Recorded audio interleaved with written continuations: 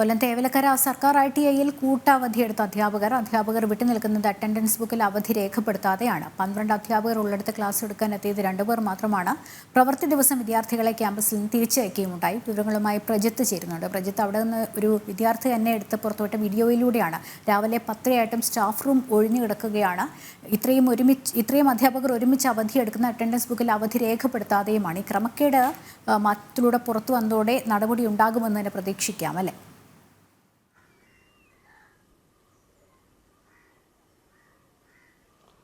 ലക്ഷ്മി, അക്കാര്യത്തിൽ ഇപ്പോഴും നമുക്കൊരു വ്യക്തതയില്ല. കാരണം നടപടികൾ എടുക്കേണ്ടവർ തന്നെയാണ് പലപ്പോഴും ഇത്തരം കാര്യങ്ങൾക്കൊക്കെ കുടപിടിക്കുന്നത് എന്നുള്ളതാണ് ഏറ്റവും ശ്രദ്ധേയമായ കാര്യം. അതുതന്നെയാണ് ഈ ITകളുമായി ബന്ധപ്പെട്ട സംസ്ഥാന തലത്തിൽ തന്നെ നേരത്തെ ഉയർന്നിട്ടുള്ള പലവിധമായ വിവാദങ്ങളും അതിൻ്റെ ക്രമക്കേടുകളും ഒക്കെ നമ്മൾ ചർച്ച ചെയ്തിട്ടുള്ളതാണ്. പ്രത്യേകിച്ച് രാജ്യം നൈപുണ്യ വിദ്യാഭ്യാസത്തിനടക്കം സ്കിൽ ഡെവലപ്മെൻറ്റിനടക്കം വലിയ പ്രാധാന്യം കൊടുക്കുമ്പോഴും സംസ്ഥാനത്തെ ITകൾക്ക് അതിൽ ഒരു കൃത്യമായ പങ്കുവഹിക്കാൻ കഴിയാത്തത് എന്തുകൊണ്ടാണെന്നുള്ള ചോദ്യം എപ്പോഴും ഉയർന്നിട്ടുണ്ട്. ഇത്രയധികം ITകളുള്ള ഒരു സംസ്ഥാനത്ത് സാങ്കേതിക വിദ്യാഭ്യാസം പൂർണ്ണമായ രീതിയിൽ അല്ലെങ്കിൽ അത് എഫക്റ്റീവായ രീതിയിൽ കിട്ടാത്തതിന് കാരണം ഇത്തരം കെടുകാര്യസ്ഥതകൾ തന്നെയാണ്. അതുപോലൊരു കെടുകാര്യസ്ഥതയാണ് ഇന്ന് കൊല്ലം തേവലക്കരയിലെ ഈ സർക്കാർ ITയിൽ നിന്നും നമ്മൾ പുറത്തുവിട്ടത്. അവിടുത്തെ വിദ്യാർത്ഥികൾ തന്നെയാണ് ഇത്തരമൊരു വിഷയം നമ്മളെ അറിയിക്കുന്നത്. അതായത് രാവിലെ 8 മണിക്ക് ക്ലാസ് ആരംഭിക്കുന്ന സമയത്ത് വിദ്യാർത്ഥികൾ എത്തുന്നു. 10-ആയിട്ടും അധ്യാപകരാരും എത്തുന്നില്ല, പ്രിൻസിപ്പൽ പോലും എത്തുന്നില്ല.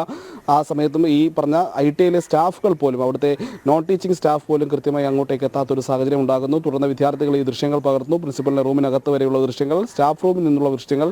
ഏതാണ്ട് 10-11 മണിയായിട്ടും അധ്യാപകരാരും എത്തിയില്ല. തുടർന്നാണ് പ്രിൻസിപ്പൾ എത്തുകയും ഈ അറ്റൻഡൻസ് ബുക്കിൽ അദ്ദേഹം പോലും ഏതാണ്ട് ഉച്ചയോടെയൊക്കെയാണ് അദ്ദേഹം പോലും അറ്റൻഡൻസ് ബുക്കിൽ അറ്റൻഡൻസ് രേഖപ്പെടുത്തി എന്നുള്ളത് ശ്രദ്ധേയമാണ്. അതിൻ്റെ വീഡിയോസ് ഇപ്പോൾ പുറത്തു വരുന്നുണ്ട്. എന്തായാലും ഏറ്റവും ശ്രദ്ധേയമായ കാര്യം ഇപ്പോഴും ഏതാണ്ട് ഈ വാർത്തകളൊക്കെ പുറത്തു വന്നതിന് ശേഷം ഒരു അധ്യാപകൻ മാത്രമാണ് അതിനുശേഷം ITയിലെത്തിയത്.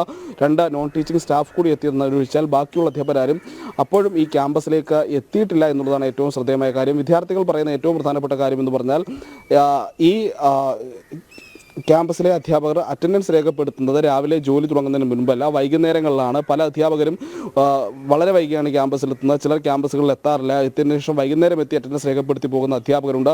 അങ്ങനെയുള്ള ക്രമക്കേടുകൾ അവിടെ നിലനിൽക്കുന്നു എന്നുള്ളതാണ് വിദ്യാർത്ഥികൾ പറയുന്നത്. നാളുകളായി ഇത് തുടരുന്നു. അതുകൊണ്ട് തന്നെ ക്ലാസ്സുകൾ പലപ്പോഴും കൃത്യമായി നടക്കുന്നില്ല. ഇന്ന് അവിടെ നടന്ന ഏറ്റവും പ്രധാനപ്പെട്ട കാര്യം, ഇത്രയധികം വിദ്യാർത്ഥികൾ അവിടെ എത്തിയ ശേഷം ഈ പ്രിൻസിപ്പളൊക്കെ എത്തിയ ശേഷം അല്ലെങ്കിൽ കുറച്ചധികം വിദ്യാർത്ഥികൾ അധ്യാപകരുമൊക്കെ ബന്ധപ്പെട്ടതിന് ശേഷമൊക്കെ ഇവരെ മടക്കി അയക്കുന്ന ഒരു സാഹചര്യം ക്യാമ്പസിലുണ്ടായി. അങ്ങനെ ഒട്ടനവധി വിദ്യാർത്ഥികൾ ഇന്ന് തിരിച്ചു പോകുകയുണ്ടായി.